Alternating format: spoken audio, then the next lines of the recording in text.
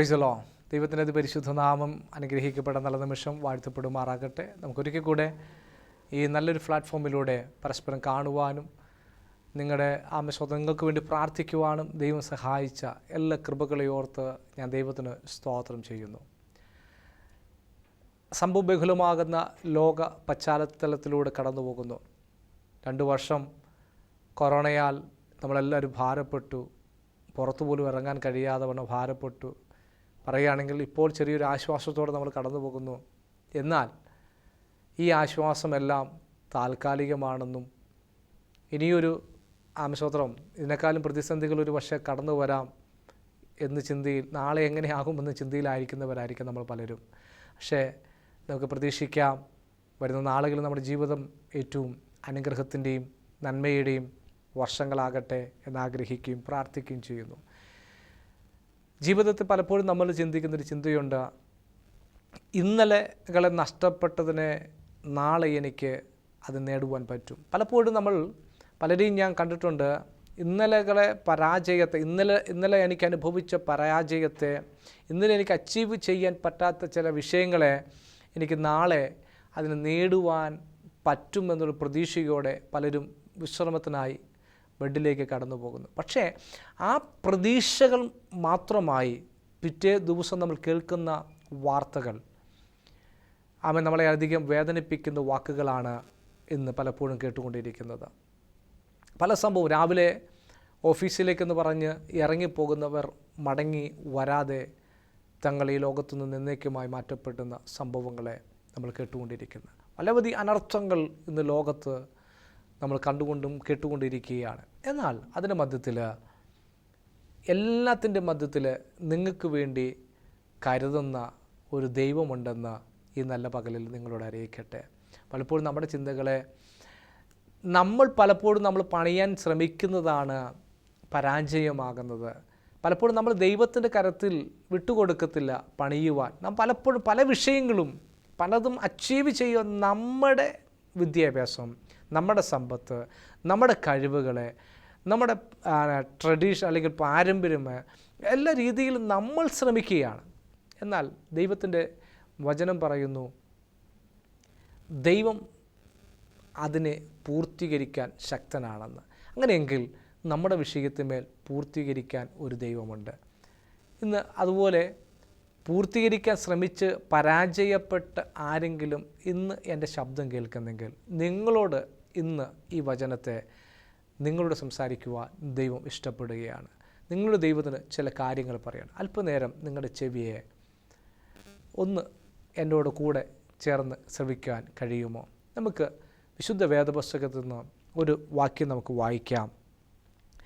119 സങ്കീർത്തനം അതിൻ്റെ 83 വാക്യം. 119:83 വാക്യം ഇങ്ങനെ പറയുന്നു, പുകയത്ത് വെച്ച തുരുത്തി പോലെ ഞാൻ ആകുന്നു, എങ്കിലും നിന്റെ ചട്ടങ്ങളെ മറക്കുന്നില്ല. പുകയത്ത് വെച്ച തുരുത്തി പോലെ ആകുന്നു, എങ്കിലും നിന്റെ ചട്ടങ്ങളെ മറക്കുന്നില്ല. അതിൻ്റെ 82 വാക്യം ഇങ്ങനെ പറയുന്നു. നമ്മൾ വായിച്ചത് 83 വാക്യം, 82 ഇങ്ങനെ പറയുന്നു. അതും കൂടെ ചേർന്ന് നമുക്ക് വായിക്കുക. എപ്പോൾ നീ എന്നെ ആശ്വസിപ്പിക്കുമെന്ന് വെച്ച് എൻ്റെ കണ്ണ് നിൻ്റെ വാഗ്ദാനം കാത്ത് ക്ഷീണിക്കുന്നു. അവിടെ പറയുകയാണ്, എപ്പോൾ നീ എന്നെ ആശ്വസിപ്പിക്കുമെന്ന് വെച്ച് എൻ്റെ കണ്ണ് നിൻ്റെ വാഗ്ദാനം കാത്ത് ക്ഷീണിക്കുന്നു. അടുത്ത വാക്യം നമ്മൾ മെയിനായിട്ട് കുറിവാക്യമായിട്ട് വായിക്കും, പുകയിച്ച് വെച്ച തുരുത്തി പോലെ ഞാനാകുന്നു, എങ്കിലും നിൻ്റെ ചട്ടങ്ങളെ മറക്കുന്നില്ല.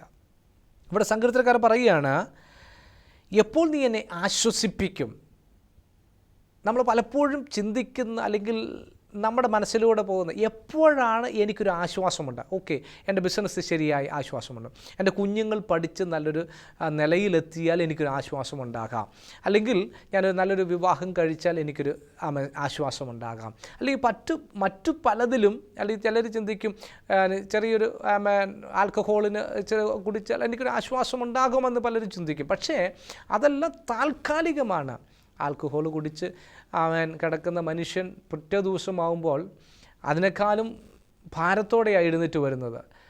വിദ്യാഭ്യാസത്തുള്ള പഠിക്കാൻ ബുദ്ധി കുറവുള്ള കുഞ്ഞുങ്ങൾ പലപ്പോഴും എന്താ പറയുന്നത്, നാളെ എനിക്കൊരു ആശ്വാസം, നാളെ പഠിക്കാമെന്ന് ചിന്തിക്കും. പക്ഷേ ഇന്നലത്തെക്കാളും വളരെ ബുദ്ധിമുട്ടില്ല ഇന്ന് പോകുന്നത്. എന്നാൽ ദൈവത്തിൻ്റെ വചനം നമ്മെ പ്രബോധിപ്പിക്കുന്ന ഇങ്ങനെ, എപ്പോൾ നീ എന്നെ ആശ്വസിപ്പിക്കും? എൻ്റെ ഭാര്യ ചിലപ്പം എന്നെ ആശ്വസിപ്പിക്കാം, അല്ലെങ്കിൽ എൻ്റെ ഭർത്താവ് എന്നെ ആശ്വസിപ്പിക്കാം, അല്ലെങ്കിൽ എൻ്റെ കുഞ്ഞുങ്ങൾ എന്നെ ആശ്വസിപ്പിക്കാം, അല്ലെങ്കിൽ എൻ്റെ ബിസിനസ് എന്നെ ആശ്വസിപ്പിക്കാം, എൻ്റെ സുഹൃത്ത് വലയങ്ങൾ എന്നെ ആശ്വസിപ്പിക്കും എന്ന് നമ്മൾ പലപ്പോഴും ചിന്തിക്കുന്നു. പക്ഷേ ഈ ആശ്വാസങ്ങളെല്ലാം താൽക്കാലികമാണ് എന്ന് മനസ്സിലാക്കാൻ കഴിയുന്നു. ഒരുപക്ഷെ നമുക്ക് സമ്പത്തുണ്ടെങ്കിൽ നമ്മളെ ആശ്വസിപ്പിക്കാൻ അനേകരുണ്ട്. സമ്പത്ത് നഷ്ടപ്പെട്ട് ഒത്തിരി പേരെ എനിക്കറിയാം, നല്ല പ്രൗഢമായി ജീവിച്ച ലക്ഷറി ലൈഫ് അല്ലെങ്കിൽ പോഷായിട്ട് ജീവിച്ച് ചിലരെ എനിക്കറിയാം. സമ്പത്തെല്ലാം നഷ്ടപ്പെട്ട് കഴിഞ്ഞപ്പോൾ ഒരു മനുഷ്യൻ പോലും ആ വീടിൻ്റെ വരാന്തയ്ക്ക് പോലും എത്തി നോക്കാതിരിക്കുന്ന പലരെയും എനിക്കറിയാം. എന്നാൽ ഇന്ന് തിരുവചനം പറയുന്നു, നിങ്ങൾക്ക് ആശ്വാസം ആയിട്ട് ഈ ലോകത്തിൽ ആരും ഇല്ലെങ്കിലും നിങ്ങളെ ആശ്വസിപ്പിക്കാൻ ഒരു ദൈവം നിൻ്റെ ചാരയുണ്ട്. ആമേ, ആ ദൈവം പറയുകയാണ്, ആ ദൈവഭക്തൻ അല്ലെങ്കിൽ സങ്കീർത്തനക്കാരൻ ഇവിടെ പറയുകയാണ്, എപ്പോൾ നീ ആശ്വസിപ്പിക്കുമെന്ന് വെച്ച് എൻ്റെ കണ്ണ് നിൻ്റെ വാഗ്ദാനത്തെ കാത്തിരിക്കുന്നു. അപ്പം ഒരു ഭക്തൻ്റെ പ്രത്യാശ ഈ ലോകത്തിൽ, ഞാൻ ആദ്യം പറഞ്ഞ പോലെ ലോകത്തിലല്ല, മറിച്ച് ദൈവത്തിലാണ് പ്രത്യാശ. ദൈവം നീ എന്നെ എപ്പോൾ ആശ്വസിപ്പിക്കും? ഈ ലോകത്തിലെ ആശ്വാസം, ഭർത്താവിൻ്റെ ആശ്വാസം ഭാര്യയ്ക്കും, ഭാര്യയുടെ ആശ്വാസം ഭർത്താവിനും, പിതാവിൻ്റെയും മാതാവിൻ്റെയും ആശ്വാസം മക്കൾക്കുമല്ല, അല്ലെങ്കിൽ മക്കളുടെ ആശ്വാസം നിങ്ങൾക്കല്ല, അല്ലെങ്കിൽ നിങ്ങൾ ബിസിനസ്സല്ല ആശ്വാസം. ദൈവത്തിലുള്ള ആശ്വാസത്തിന് വേണ്ടി എത്ര പേര് കാത്തിരിപ്പുണ്ട്. യഹോവയെ കാത്തിരിക്കുന്നവർ ശക്തിയെ പുതുക്കും, അവർ കഴുകന്മാരെ പോലെ ചിറകടി ചുരിയും. അംശോത്രം പല സങ്കീർത്തനം 69:3 പറയും, ദൈവത്തെ പ്രതീക്ഷിച്ച് കണ്ണ് മങ്ങിപ്പോകുന്നു. ദൈവത്തെ പ്രതീക്ഷിച്ച് ഞാനിരുന്നു, എൻ്റെ ജീവിതം ദൈവം വലിയ ചെയ്യുമെന്ന് പ്രതീക്ഷിച്ച് കാത്തിരുന്ന് പലപ്പോഴും അതെൻ്റെ ജീവിതത്തിൽ കണ്ണുകളെ മങ്ങിപ്പോകുന്ന അനുഭവമാണ്. എന്നാൽ ആ മങ്ങുന്നെങ്കിലും പ്രതീക്ഷകളെ കൈവിടാതെ കാത്തിരിക്കുവാൻ നിങ്ങൾക്ക് കഴിയുമോ? അതാ പറയുന്ന 119 സങ്കീർത്തനം എൻ്റെ 123 വാക്യം പറയുന്നത്, കാത്തിരുന്ന് ക്ഷീണിച്ച് ഞാൻ പോകുന്നു.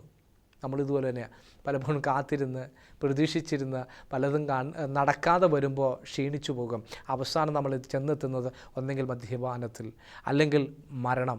ഈ ജീവിതം ഇനി മതി എന്ന് പറഞ്ഞ് മരണം നമ്മൾ ഇഷ്ടപ്പെടുകയാണ്. എന്നാൽ അതല്ല പറയുന്നത്, ദൈവത്തിൻ്റെ വചനം പറയുന്നത് അതല്ല. നിൻ്റെ മരണത്തിലൂടെ അല്ലെങ്കിൽ ലോകത്തിലെ മദ്യപാനത്തിലൂടെയോ അല്ല നിനക്ക് ആശ്വാസം ലഭിക്കുന്ന. ഞാൻ നിനക്ക് ആശ്വാസം നിങ്ങൾക്ക് വേണ്ടി ഞാൻ തരും. എൻ്റെ സമാധാനം ഞാൻ നിങ്ങൾക്ക് തരും. ലോകത്തിൻ്റെ അവസാനം എല്ലാ നാളും ഞാൻ നിങ്ങളുടെ കൂടെ ഇരിക്കാമെന്ന് അരുളി ചെയ്ത ഒരു ദൈവം. മത്തായിയുടെ സുവിശേഷം 27-ാം അധ്യായം അതിൻ്റെ 18, 19, 20 വാക്യങ്ങൾ പറഞ്ഞു, ഞാൻ ലോകത്തിൻ്റെ അവസാനത്തോളം എല്ലാ നാളും ഞാൻ നിങ്ങളുടെ കൂടെ ഇരിക്കാം. ഒരുപക്ഷെ നമ്മൾ വളരെയധികം പ്രതീക്ഷിച്ച, സന്തോഷത്തോടെ സ്നേഹിച്ച് കല്യാണം കഴിച്ച ഭാര്യ നമ്മുടെ സിമിട്രി വരെ, അല്ലെങ്കിൽ നമ്മുടെ അവസാനത്തെ ആ ഒരു പിടി മണ്ണെടുത്തിടുന്നതോടെ വരെ മാത്രമേ സ്നേഹബന്ധത്തിനുള്ളൂ. എന്നാൽ മരണത്തിനും അപ്പുറത്തും നിങ്ങളെ സ്നേഹിക്കുന്ന ഒരു ദൈവം ഇന്ന് പകൽ ഇതിൻ്റെ അകത്തുണ്ട് എന്ന് സ്തോത്രം, ആ ദൈവം നിങ്ങളുടെ കൂടെയുണ്ടെന്ന് സ്നേഹത്തോടെ ഞാൻ പറയട്ടെ. ആ ദൈവത്തിന് വേണ്ടി കാത്തിരിപ്പാൻ നിങ്ങൾ തയ്യാറാണോ? ഈ ലോകത്തിൽ ചില കാത്തിരിപ്പുകളെ വിട്ടിട്ട്, അല്ലെങ്കിൽ ദൈവത്തെ പ്രതീക്ഷിച്ച് കണ്ണ് മങ്ങുന്നെന്ന് പറഞ്ഞിരിക്കാതെ, അല്ലെങ്കിൽ ഞാൻ എൻ്റെ ദൈവത്തെ കാത്തിരുന്ന് എൻ്റെ ദൈവത്തിൻ്റെ മഹത്വത്തെ ഞാൻ എൻ്റെ കുടുംബത്തിൻ്റെ അകത്ത്, എൻ്റെ എല്ലാ റിലംസിലും ഞാൻ ദൈവത്തിൻ്റെ മഹത്വത്തെ കാണുമെന്ന് പ്രത്യാശയോടെ കാത്തിരിക്കുന്നൊരു ദൈവപൈതലാണ് നിങ്ങളെങ്കിൽ, നിങ്ങൾക്ക് വേണ്ടി കരുതുന്ന ഒരപ്പൻ ഇവിടെയുണ്ട്. സ്തോത്രം. അവിടെ പറയുന്ന എൻ്റെ കണ്ണ് നിൻ്റെ വാഗ്ദാനം കാത്ത് ക്ഷീണിക്കുന്നു. പലപ്പോഴും നമ്മൾ ക്ഷീണിച്ചു പോകുകയാണ്. ഒരുപക്ഷെ നിങ്ങൾ പ്രാർത്ഥിച്ചു ഉപവസിച്ച് എല്ലാം നിങ്ങൾ മടുത്ത് ക്ഷീണിച്ചിരിക്കുക.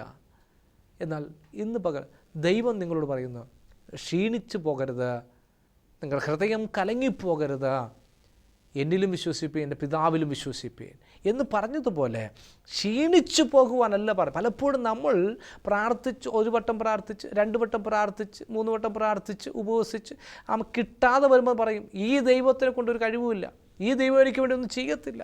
അല്ല, നിങ്ങളോട് പറയുന്നത് അതല്ല. ദൈവമക്കളെ, നിങ്ങളൊരു പക്ഷേ ദൈവത്തിന് ഇട്ട ആ ഒരു ഒരു ഇതുണ്ട്, എൻ്റെ വിഷയത്തിന് വേണ്ടിയിട്ട് മാത്രമാണ് ദൈവം പ്രവർത്തിക്കാനിരിക്കുന്നത്. അല്ല, നിങ്ങൾക്ക് വേണ്ടി മാത്രമല്ല, പക്ഷെ നിങ്ങൾക്ക് വേണ്ടി പ്രവർത്തിക്കാൻ ദൈവത്തിനൊരു ടൈമുണ്ട്. ആ ടൈമിന് വേണ്ടി കാത്തിരിപ്പാൻ നിങ്ങൾ തയ്യാറാണോ? പലപ്പോഴും നമ്മുടെ നിരാശകൾക്ക് കാരണം ഞാനും നിങ്ങളും നിരാശപ്പെട്ടു പോകുന്നതിൻ്റെ മെയിൻ വിഷയം എന്തെന്ന് ചോദിച്ചാൽ, നമ്മുടെ ടൈം ദൈവത്തിൻ്റെ സന്നിധിയിൽ കൊടുക്കുക. ദൈവം ഇന്ന ടൈം കൊടുക്കരുത്, അത് പറയുന്നത് തെറ്റെന്നല്ല. നിങ്ങൾക്ക് അത്യാവശ്യമാണ് ദൈവത്തിന് അറിയാം, എൻ്റെ കർത്താവിന് അല്ലെങ്കിൽ യേശുവിന് നിങ്ങളുടെ വിഷയത്തെ അറിയാം. തക്ക സമയത്ത് അവൻ നിങ്ങളെ ഉയർത്തും. അതുകൊണ്ട് നിങ്ങൾ ബലമുള്ള കൈക്കീഴിൽ താണിരിപ്പീൻ എന്ന് പറഞ്ഞതുപോലെ തക്ക സമയത്ത് ഉയർത്തപ്പെടണമോ, ദൈവത്തിനൊരു ടൈം വെച്ചിട്ടുണ്ട്. അല്ല, നിങ്ങളുടെ പ്രാർത്ഥന ഒരുപക്ഷെ പലപ്പോഴും നമുക്ക് പ്രതികൂലങ്ങൾ വരുമ്പോഴാണ് നമ്മൾ അറിയുന്നത് പ്രതികൂലം വന്നു, അയ്യോ ഇത് വലിയൊരു കഷ്ടമായി പോയല്ലോ, ഇതെനിക്ക് ഭയങ്കര ലോസായി പോയല്ലോ, അല്ലെങ്കിൽ എൻ്റെ കുടുംബം തകർന്നു പോയല്ലോ, ഇങ്ങനെയല്ല ആയിരുന്നല്ലോ എന്ന് ചിന്തിക്കുന്നത്. പക്ഷേ ഇതിനു മുമ്പേ, ഇത് നിൻ്റെ ജീവിതത്തിൽ അല്ലെങ്കിൽ നിങ്ങളുടെ ജീവിതത്തിൽ വരുന്നതിന് മുമ്പേ നിങ്ങളെക്കുറിച്ച് അറിയുന്ന ഒരു ദൈവം, ഏദൻ പൂങ്കാവനത്തിൽ തൻ്റെ ഛായയിലും സ്വരൂപത്തിലും സൃഷ്ടിച്ച മനുഷ്യ, നിൻ്റെ ഉൾപ്പൂവുകളെ ആരായുന്ന ദൈവം ഇന്ന് പകൽ നിങ്ങളുടെ കൂടെയുണ്ട്. ആ ദൈവം പറയുന്നു, ക്ഷീണിച്ചു പോകരുത്, നിൻ്റെ പ്രത്യാശയ്ക്ക് ഭംഗം വരുത്തില്ല, അതിനെ ഞാൻ നിവർത്തിക്കുവാൻ ഇടയായിത്തീരും. അവിടെ അടുത്ത വാക്യം പറയുന്നതാണ്, പുകയത്ത് വെച്ച തുരുത്തി പോലെ ഞാൻ ആകുന്നു, പുകയത്ത് വെച്ച തുരുത്തി പോലെ ഞാൻ ആകുന്നു, എങ്കിലും നിൻ്റെ ചട്ടങ്ങളെ ഞാൻ മറക്കുന്നില്ല. പലപ്പോഴും നമ്മൾ പ്രാർത്ഥിച്ചിട്ട് നമുക്കൊന്നും നടക്കാതെ വരുമ്പോൾ പറയാം, പുകയത്തിരിക്കുന്നത് പോലെ നീറിക്കൊണ്ടിരിക്കുന്ന അനുഭവത്തോടെ. ഇന്ന് പല കുടുംബങ്ങളും നീറുകയാണ്. നിൻ്റെ വിഷയം ഒരു പക്ഷേ നിൻ്റെ കുടുംബത്ത് ആരോടും, അല്ലെങ്കിൽ നിൻ്റെ അപ്പനോടോ അമ്മയോടോ കൂടപ്പിറപ്പുകളോടോ അല്ലെങ്കിൽ ഭർത്താവിനോടോ ഭാര്യയോടോ മറ്റ് നിൻ്റെ സുഹൃത്ത് വലയങ്ങളോടോ ആരോടും പറയാൻ പറ്റാത്ത നീറിക്കൊണ്ടിരിക്കുന്ന, പുകയത്ത് വെച്ച് പുകയടിച്ചുകൊണ്ടിരിക്കുന്ന നീറിക്കൊണ്ടിരിക്കുന്ന ഒരു അനുഭവത്ത് നീ കടന്നു പോകുന്നതായിരിക്കാം. ഈ പുകയത്ത് വെച്ച തുരുത്തിക്കൊരു പ്രത്യേകതയുണ്ട്. ഈ തുരുത്തി പുകയത്തിൻ്റെ അകത്ത് വെച്ചാലാണ് അതിന് സ്ട്രോങ് ആയി അതിനകത്ത് വീഞ്ഞ് പകരാൻ പറ്റത്തുള്ളൂ. അല്ല അന്ന് കുത്തി അല്ലെങ്കിൽ ഈ തുരുത്തി പണിതു വേഗം നമുക്കെന്നാൽ വീഞ്ഞ് പകർന്നേക്കാമെന്നല്ല. ആ വീഞ്ഞ് അത് പഴകും തോറും അതിൻ്റെ വീര്യം വർദ്ധിക്കുന്നത് പോലെ അത് വീര്യം വർദ്ധിക്കണമെങ്കിൽ പുകയത്ത് തുരുത്തി പോയേ ഒക്കത്തുള്ളൂ.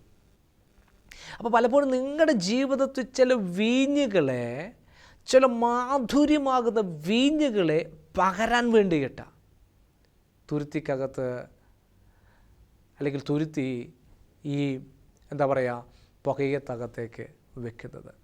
ഈ തുരുത്തി പണിത മനുഷ്യൻ അറിയത്തില്ലേ, ഈ പുകയ്ക്കകത്ത് വെച്ചാൽ ഇത് നീറ്റലാണ്, അല്ലെങ്കിൽ അതിനൊക്കെ തിരിക്കാൻ പറ്റത്തില്ല, എന്നെ അങ്ങോട്ട് വെക്കരുത് എന്ന് വേണമെങ്കിൽ അല്ലെങ്കിൽ വെച്ചു കഴിഞ്ഞാൽ വളരെ ബുദ്ധിമുട്ടാണെന്ന് എല്ലാം അറിയത്തില്ല. പക്ഷേ അറിയാം അതിന് പ്രയോജനമുള്ളതാകണമെങ്കിൽ ആ തുരുത്തി പുകയ്ക്കകത്തിരുന്നേ ഒക്കത്തുള്ളൂ. പലപ്പോഴും നമ്മൾ ജീവിതത്തിൽ നമ്മൾ പറയാറുണ്ട്, കഴിഞ്ഞ നാളുകൾ ഞാൻ അനുഭവിച്ച കഷ്ടതകളെ എത്രയൊന്നും എനിക്ക് വർണ്ണിക്കാൻ പറ്റുന്നില്ല, അതുപോലെ കഷ്ടതയിൽ പോയി ഇന്ന് ഞാൻ സന്തോഷത്തോടെ. കാരണം എന്നാ, ഇന്നലകളുടെ തുരുത്തിയിൽ അല്ലെങ്കിൽ പുകയുടെ അനുഭവം, തുരുത്തിയുടെ അനുഭവം, ഇന്നലകളുടെ അനുഭവം വേദനയായിരുന്നു, ഇന്ന് നമുക്ക് അത് അനുഗ്രഹമാണ് അല്ലെങ്കിൽ സന്തോഷത്തിൻ്റെയാണ്. കാരണം ആ ഒരു പുകയുടെ അനുഭവം, സ്വന്തം നീറിയ അനുഭവം, കണ്ണുനീരിൻ്റെ അനുഭവം, വേദനകളുടെ അനുഭവം, ഇന്ന് നമുക്കത് സന്തോഷമാകുന്നെങ്കിൽ മനസ്സിലാക്കിക്കൊള്ളണം, ദൈവത്തിൻ്റെ പ്രവൃത്തി ശ്രേഷ്ഠമാണ്. പലപ്പോഴും നമ്മുടെ പ്രവർത്തികൾ അല്ലെങ്കിൽ നമ്മുടെ ടൈമിൽ ദൈവത്തിൻ്റെ പ്രവർത്തികളൊക്കെ വേണ്ടി കാത്തിരിക്കുമ്പോൾ നിരാശപ്പെട്ടു പോകുന്ന അവസാനം സ്വത്രം മരണത്തിന് അല്ലെങ്കിൽ മറ്റു പലതിനും നമ്മൾ ആശ്രയിക്കുന്നത്. എന്നാൽ ഇന്ന് പകൽ സ്വത്രം നിങ്ങളോട് ദൈവത്തിന് ആത്മാവ് പറയുന്നു. അങ്ങനെ പലതിലും ആശ്രയിച്ച് ജീവിതം അവസാനത്തിലേക്ക് എത്തിക്കുവാൻ കാത്തിരിക്കുന്ന ചില വ്യക്തിത്വങ്ങൾ എൻ്റെ ശബ്ദം കേൾക്കുന്നെങ്കിൽ നിങ്ങളോട് പറയുന്നു, ദൈവത്തിൻ്റെ ശബ്ദം ഇങ്ങനെ സംസാരിക്കുന്നു. ഇന്നലകളെ ഉണ്ടായ പുകയുടെ അനുഭവം, അല്ലെങ്കിൽ വേദനയുടെ അനുഭവം, കണ്ണുനീരിൻ്റെ അനുഭവം, നീറിയ അനുഭവം, ഇന്ന് പറയുന്നു നാളുകളെ അതിന് നിനക്ക് നന്മയാക്കി തീർക്കുവാൻ എൻ്റെ ദൈവം ഇഷ്ടപ്പെടുന്നു. ഇന്നലകളെ പുകയത്തായിരുന്നെങ്കിൽ നിന്നെ പുകയ്ക്കകത്തുനിന്നും പുറത്തെടുത്ത് അതിൻ്റെ അകത്ത് ചിലതിനെ പകർന്ന് മാധുര്യമുള്ളതിനെ പകർന്ന് അതിനെ വെച്ച് വീര്യമുള്ളതാക്കി മറ്റുള്ളവർക്ക് രുചിയുള്ളതാക്കി തീർക്കുവാൻ ദൈവം ഇഷ്ടപ്പെടുന്നു. അങ്ങനെയെങ്കിലും ഒന്ന് ചിന്തിച്ച്, നമ്മുടെ കാഴ്ചപ്പാടാണ് പലപ്പോഴും ഈ ദൈവത്തോട് അകൽച്ച സംഭവിക്കുന്ന, ദൈവത്തോട് അടുക്കാൻ കഴിയാതെ വന്ന്. എന്നാൽ ഇന്ന് പകൽ നിങ്ങളെ ഈ വചനത്തിലൂടെ ബലപ്പെടുത്തുന്നു. നിങ്ങൾ ദൈവത്തിന് വേണ്ടി കാത്തിരിക്കുക. യഹോവയെ കാത്തിരിക്കുന്നവർ ശക്തിയെ പുതുക്കും, അവർ കഴുകന്മാരെ പോലെ ചിറകടിച്ച് ഉയരുമെന്ന് നമ്മളെ വചനം പഠിപ്പിക്കുന്നെങ്കിൽ, കുഞ്ഞെ, മരണമല്ല, മയക്കുമരുന്നിലല്ല, മദ്യപാനത്തിലല്ല, മറ്റു പലതിലുമല്ല നിങ്ങളുടെ ആശ്രയം. ഇന്ന് പകൽ നിങ്ങളുടെ ആശ്രയം ക്രിസ്തുവിലാണെങ്കിൽ, സമുദ്രം കുലുങ്ങി പർവ്വതമധ്യേ വീണാലും ഞാൻ ഭയപ്പെടുകയില്ല. ജീവിതത്തിൽ പ്രതികൂലങ്ങൾ പ്രതിസന്ധികൾ വരുമ്പോൾ എനിക്ക് നിങ്ങൾക്കും പറയാൻ കഴിയണം, ഞാൻ ഭയപ്പെടത്തില്ല. കാരണം എന്നെ വിളിച്ചവൻ വിശ്വസ്തനായി എൻ്റെ കൂടെയുണ്ട്. എൻ്റെ കണ്ണുനീരുകളെ തുടയ്ക്കുന്നവനായി അവൻ എൻ്റെ കൂടെയുണ്ട്. എന്നെ അറിയുന്നൊരു ദൈവം എൻ്റെ കൂടെയുണ്ട്.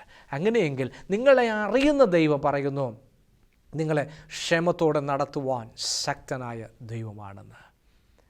ദൈവം പറയും ഇങ്ങനെയാണ്, പുകയത്ത് വെച്ച തുരുത്തി പോലെ ഞാൻ ആകുന്നു, എങ്കിലും നിൻ്റെ ചട്ടങ്ങളെ ഞാൻ മറക്കത്തില്ല. ഇവിടെ ഭക്തൻ പറയുക, ഞാൻ പുകയത്ത് വെച്ച തുരുത്തി പോലെയാണ്, പക്ഷെ ഞാൻ നിൻ്റെ ചട്ടത്തെ മറക്കത്തില്ല. പലപ്പോഴും നമ്മൾ ചെയ്യുന്നത് നേരെ തിരിച്ചാണ്. നമ്മൾ പ്രാർത്ഥിച്ചിട്ട് ലഭിച്ചില്ലെങ്കിൽ ഓക്കെ, ചട്ടങ്ങളും ബൈബിൾ എടുത്ത് മാറ്റി വെച്ചു, പ്രാർത്ഥന വിട്ടുകളഞ്ഞു, ആത്മീയത വിട്ടുകളഞ്ഞു, സഭയിൽ പോക്ക് വിട്ടുകളഞ്ഞു, ഇനി അല്ല മറ്റു പലതിലേക്ക് നമ്മുടെ മെൻറ്റാലിറ്റികളെ നമ്മുടെ ജീവിത ശൈലികളെ ഡൈവേർട്ട് ചെയ്യുകയാണ്. പക്ഷെ അല്ല, നമുക്ക് ദൈവത്തിനാൽ നിങ്ങളോട് സംസാരിക്കുന്ന മദ്യപാനത്തിൽ ആശ്രയിച്ച് പരാജയപ്പെട്ടതിനെ നോക്കി ഇരിക്കുന്ന നിങ്ങളോട് ദൈവത്തിൻ്റെ ആത്മാവ് ശക്തമായി പറയുന്നു. അത് നിങ്ങളോട് തന്നെ, ദൈവമക്കളെ, ദൈവപൈതലേ, കുഞ്ഞെ, നിന്നോടാണ് ദൈവം സംസാരിക്കുന്നത്. നിന്നെ പുകയത്തെടുക്കുന്നൊരു ദിവസമുണ്ട്. ആ ദിവസം ഏറ്റവും ആർക്കും വർണ്ണിക്കാൻ പറ്റാത്ത തലത്തിൽ ദൈവം തന്നെ അനുഗ്രഹിക്കുവാൻ ഇടയായിത്തീരും. യോബിൻ്റെ പുസ്തകം 30-ാം അധ്യായം 30-ാമത്തെ വാക്യം ഇങ്ങനെ പറയുകയാണ്, ത്വക്ക് കറുത്ത് പൊളിഞ്ഞ് വീഴും. എൻ്റെ ത്വക്ക് കറുത്ത് അത് പൊളിഞ്ഞ് വീഴുന്നു. പൊളിഞ്ഞ് വീഴുന്നെങ്കിലും, എൻ്റെ ത്വക്കുകൾ കറുത്തു പോകുന്നെങ്കിലും ഞാൻ നിന്നിലുള്ള പ്രത്യാശ വിട്ടുകളയുന്നില്ല. സ്തോത്രം. അത് 102-ാം സങ്കീർത്തനം അതിൻ്റെ 3-4 വാക്യം കയറി, എൻ്റെ നാളുകൾ പുക പോലെയാകുന്നു, എൻ്റെ നാളുകൾ പുക പോലെയാകുന്നു. നമ്മൾ പറയുന്നുണ്ട് ജീവിതം പുക പോലെയാകുന്നു എന്ന്. അല്ല, പുക പോലെയല്ല. പുകയ്ക്കകത്താണെങ്കിലും എന്നെ പുറത്തു കൊണ്ടുവരുവാൻ എൻ്റെ ദൈവം ശക്തനായ ദൈവമാണ്. ആ ദൈവം പറയുന്നു, നിന്നെ പുറത്ത് കൊണ്ടുവന്നിട്ട്, മത്തായിയുടെ സുവിശേഷം 9-ാം അധ്യായം 17-ാം വാക്യത്തിൽ പറയുന്നു, പുതുവീഞ്ഞ് പഴയ തുരുത്തിയിൽ പകരത്തില്ല. ഒന്ന് മനസ്സിലാക്കിക്കൊള്ളണം, പുതിയ വീഞ്ഞ് പഴയ തുരുത്തിയിൽ പകരത്തില്ല.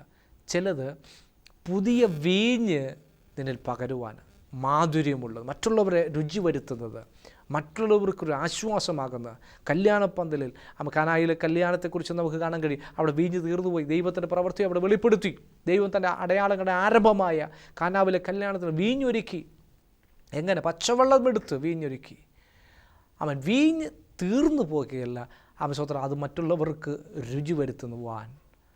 ഈ രുചി വരുത്തി അത് മറ്റുള്ളവർക്കൊരു ആശ്വാസമാകുവാൻ. അല്ലെങ്കിൽ അവിടെ വീഞ്ഞ് തീർന്നു പോയപ്പോൾ യേശു കർത്താവ് പറയുന്നു, അവൻ ഒഴിഞ്ഞു കിടക്കുന്ന കൽഭരണികളിൽ വെള്ളം നിറപ്പീൻ. അതിനകത്ത് നിറച്ചപ്പോൾ അത് ഏറ്റവും എളുപ്പമായ സ്തോത്രം നല്ല ശ്രേഷ്ഠമായ ഒരു വീഞ്ഞാക്കി ദൈവം തീർത്തു. അങ്ങനെയെങ്കിൽ ഈ പുറത്ത് കിടന്ന കൽഭരണിയാണെങ്കിൽ, ആർക്കും വേണ്ടാതെ തള്ളപ്പെട്ട കൽഭരണിയാണെങ്കിൽ, പുകയത്ത് വെച്ചൊരു തുരുത്തിയ നീയെങ്കിൽ നിന്നിൽ പുതുവീഞ്ഞ് പകരുവാൻ ഇടയായിത്തീരും. ഇന്ന് പകൽ ദൈവത്തിൻ്റെ ആത്മ നിങ്ങളോട് സംസാരിക്കുന്നത്, വചനം സ്പഷ്ടമായി നിങ്ങളോട് സംസാരിക്കുന്നത്. ചില ശുശ്രൂഷകന്മാരോട് പറയുന്നു, ശുശ്രൂഷമാരെ ചില വീഞ്ഞുകളെ നമ്മൾ പകരുവാൻ ഇടയായിരുന്നു. സ്തോത്രം. സഭ വല്ലാത്ത അവസ്ഥകളിൽ കടന്നു പോകുന്നു. പ്രാർത്ഥിക്കുവാൻ പോലും ആരാധിക്കാൻ പോലും പറ്റാതെ വേണം സിറ്റുവേഷനിലൂടെ കടന്നു പോകുന്നു. എന്ന് ദൈവത്തിൻ്റെ വചനം നിങ്ങളോട് പറയുന്നു, ഇന്ന് ഈ ദിവസങ്ങളിൽ ചിലതിനെ പകർന്ന് ഒരു നേരിയ അനുഭവത്തിലൂടെ നിങ്ങൾ ശുശ്രൂഷ മണ്ഡലങ്ങളിൽ പോകുന്നെങ്കിൽ, കഷ്ടതയുടെ മണ്ഡലത്തിലൂടെ നിങ്ങൾ കടന്നു പോകുന്നെങ്കിൽ, നാളെ എങ്ങനെയെന്ന് ചിന്തിച്ച് വ്യാകുലപ്പെടുന്ന കർത്താവിൻ്റെ വേല ചെയ്യുന്ന ഭക്തന്മാരെ നിങ്ങളുടെ ദൈവത്തിൻ്റെ ആത്മാവ് പറയുന്നു, സ്തോത്രം, നിങ്ങൾക്ക് എവിടെയാണ് നിനക്ക് പുകയുടെ അനുഭവമുണ്ട്, എവിടെയാണോ നിനക്ക് നീറ്റലിൻ്റെ അനുഭവം, എവിടെയാണോ ഒരു റിജക്ഷൻ ഉണ്ടായത്, എവിടെയാണോ നിന്നെ ആർക്കും വേണ്ടാത്തവനെ മാറ്റി നിർത്തിയത്, ഭക്തന്മാരെ, ദൈവദാസന്മാരെ നിങ്ങളോട് ദൈവത്തിൻ്റെ ആത്മ സ്പഷ്ടമായി സംസാരിക്കുന്നു. നിങ്ങളെ നാളുകളുടെ ദിനമുണ്ടെങ്കിൽ, നാളെ എന്നൊരു പകലുണ്ടെങ്കിൽ, നിൻ്റെ പുകയ്ക്കകത്ത് നീ ഇറക്കി നിൻ്റെ അകത്ത് ചില വീഞ്ഞുകളെ പകർന്ന് മറ്റുള്ളവർക്ക് രുചി വരുത്തുന്നതാക്കി തീർക്കുവാൻ ദൈവം ഇടയായിത്തീരും. ചില കുടുംബങ്ങളെ നോക്കി പറയുന്നു, ഇന്നലകളെ പുകയുടെ അനുഭവമാണെങ്കിൽ സ്തോത്രം, ആ പുകയ്ക്ക് അനുഭവങ്ങളെ മാറ്റിയിട്ട് ദൈവം നിങ്ങളുടെ കുടുംബത്തിനകത്ത് ഒരു രുചികരമാകുന്ന ഒരു അനുഭവത്തിലേക്ക് എത്തിക്കുവാൻ കർത്താവ് ഇഷ്ടപ്പെടുന്നു. മറ്റു പലരോടും ഇന്ന് പകൽ എൻ്റെ ഈ ശബ്ദം കേൾക്കുന്ന യാദൃശ്ചികമായിട്ടായിരിക്കും എൻ്റെ ശബ്ദം നിങ്ങൾ കേൾക്കുന്നത്, പല പ്ലാറ്റ്ഫോമിലൂടെ ആയിരിക്കും നിങ്ങൾ എൻ്റെ ശബ്ദം കേൾക്കുന്നത്. അങ്ങനെ ഇന്ന് നിങ്ങളോട് സംസാരിക്കുന്ന, ഇത് കേൾക്കുന്ന ആ നിമിഷം ആ ദൈവം നിങ്ങളോട് സംസാരിക്കുക. നിങ്ങളുടെ നീറുന്ന അനുഭവത്തെ, രോഗത്തിൻ്റെ അനുഭവത്തെ, കണ്ണുനീരിൻ്റെ അനുഭവത്തെ, കഷ്ടതയുടെ അനുഭവത്തെ, ഞെരുക്കത്തിൻ്റെ അനുഭവത്തെ, നിൻ്റെ തകർച്ചയുടെ അനുഭവത്തെ ദൈവം മാറ്റി ഒരു ഉയർച്ചയുടെ അനുഭവത്തിലേക്ക് നടത്തുവാൻ ദൈവശക്തന്. ഒരുപക്ഷെ നീ ചിന്തിച്ചു, മറ്റൊരാളെ എനിക്ക് വേണ്ടി സഹായിക്കും, എനിക്ക് വേണ്ടി സംസാരിക്കും, എനിക്ക് വേണ്ടി ചെയ്യും, എനിക്ക് വേണ്ടി ഒരുക്കുമെന്ന് ചിന്തിച്ചു. പക്ഷേ അതെല്ലാം പരാജയമാണെങ്കിൽ ഇന്ന് കർത്താവ് പറയുന്നു, അല്ല, പരാജയത്തെ ഞാൻ വിജയമാക്കുവാൻ നിൻ്റെ കൂടെയുണ്ട്. നിനക്ക് വേണ്ടി ഞാൻ ഇറങ്ങി വന്ന് നിനക്ക് വേണ്ടി അത്ഭുതങ്ങളെ ചെയ്ത് ഞാൻ നടത്തുവാൻ ശക്തനായ ദൈവമാണെന്ന്. ഹല്ലേലൂയ. സ്തോത്രം. പുതുവീഞ്ഞ് പഴയ തുരുത്തിയിൽ പകരത്തില്ലാത്തതുപോലെ ഇന്നൊരു പുതുക്കം നമുക്കുണ്ടാകട്ടെ. ഇന്നലകളുടെ വേദന സ്തോത്രം, നിങ്ങൾ പ്രാർത്ഥിച്ചിട്ടും ആരാധിച്ചിട്ടും ദൈവത്തോട് ചേർന്ന് നടന്നിട്ടും ഒന്നും ഉണ്ടായില്ലെങ്കിൽ ഇന്നലകളുടെ വേദനകളെ മാറ്റി ദൈവം പറയുന്നു, നിനക്കൊരു പുതുക്കത്തെ തന്ന്, ഇന്നലെ വരെ അനുഭവിക്കാത്തൊരു നന്മയെ തന്ന് നിന്നെ മുന്നോട്ട് നടത്തുവാൻ എൻ്റെ ദൈവം നിന്നെ കരം പിടിച്ചിട്ടുണ്ട്. നീ ഭയപ്പെടേണ്ട, ലജ്ജിച്ചു പോകത്തില്ല, ഭ്രമിച്ചു നോക്കണ്ട, ഞാൻ നിന്റെ ദൈവമാണെന്ന് പറഞ്ഞ് നിന്നെ കരം പിടിക്കുന്നൊരു കർത്താവ് ഇന്ന് പകൽ നിൻ്റെ കൂടെയുണ്ട്. ഏത് സാഹചര്യത്തിലും കുഞ്ഞെ നീ കടന്നു പോകുന്നെങ്കിലും ഇന്ന് പകൽ ദൈവത്തിൻ്റെ ആത്മ ശക്തമായി നിങ്ങളോട് സംസാരിക്കുന്നു. നിനക്ക് വേണ്ടി ദൈവം ഇന്ന് പകൽ സ്തോത്രം, ഹല്ലേലൂയ, നിന്നെ പുകയ്ക്കകത്തുനിന്ന് എടുത്ത് ചിലതിനെ പകരുന്ന ദിവസം അതിവിദൂരമല്ലെന്ന് ദൈവത്തിൻ്റെ ആത്മാവ് നിങ്ങളോട് ശക്തമായി സംസാരിക്കുകയാണ്. ചില നന്മകളെ പകരുവാൻ എൻ്റെ കർത്താവ് ഇഷ്ടപ്പെടുന്നു. ആ നന്മയെ പകരണമെങ്കിൽ, ആ നന്മയെ പ്രാപിക്കണമെങ്കിൽ കാത്തിരിപ്പാൻ സങ്കീർത്തനക്കാരൻ പറഞ്ഞു, എങ്കിലും എപ്പോൾ നീ എന്നെ ആശ്വസിപ്പിക്കുമെന്ന് വെച്ച് എൻ്റെ കണ്ണ് നിന്റെ വാഗ്ദാനം കാത്ത് ക്ഷീണിക്കുന്നു, പുകയത്ത് വെച്ച് ദുരിത പോലെ ആകുന്നു, എങ്കിലും ഞാൻ നിൻ്റെ ചട്ടങ്ങളെ മറക്കുന്നില്ല. ചട്ടങ്ങളെ മറക്കാതെ, ആരാധന മറക്കാതെ, പ്രാർത്ഥന മടക്കാതെ, മുടക്കം വരുത്താതെ, സ്തോത്രം, ഉപവാസം മുടക്കാതെ, സ്തോത്രം, ദൈവത്തിന് വേണ്ടി വിശ്വസ്തയോടെ കാത്തിരിക്കുന്ന നിങ്ങൾക്ക് വേണ്ടി ദൈവം പറയുന്നു, ശ്രേഷ്ഠമായി ഞാൻ നിന്നെ മാനിക്കുന്നൊരു കർത്താവുണ്ട്. മനുഷ്യനല്ല പറയുന്നത്, ഈ ഭൂമിയിൽ നിങ്ങളോട് സംസാരിപ്പാൻ ദൈവം തിരഞ്ഞെടുത്തവരാണ് ഞങ്ങളെപ്പോലെയുള്ള ദൈവദാസന്മാർ. ഈ മിഡിയിലൂടെ പലരുടെ ശബ്ദങ്ങൾ നിങ്ങൾ കേൾക്കുന്നുണ്ട്. ഇത് കേൾക്കുന്നത് ഞങ്ങളുടെ ശബ്ദമല്ല, ദൈവത്തിന് നിങ്ങളോട് കമ്മ്യൂണിക്കേറ്റ് ചെയ്യുവാൻ വേണ്ടിയിട്ട് ദൈവം ഞങ്ങളെ ആക്കി വച്ചിരിക്കുന്നു. ഇന്ന് പകൽ ദൈവം നിങ്ങളോട് സംസാരിക്കുന്നു. പ്രിയമാതാവേ, പിതാവേ, കൂടപ്പിറപ്പുകളെ, ദൈവം പറയുന്നു, നിന്നെ പുറത്ത് കൊണ്ടുവന്ന നിന്നെ മാനിക്കുന്നൊരു കർത്താവുണ്ട്.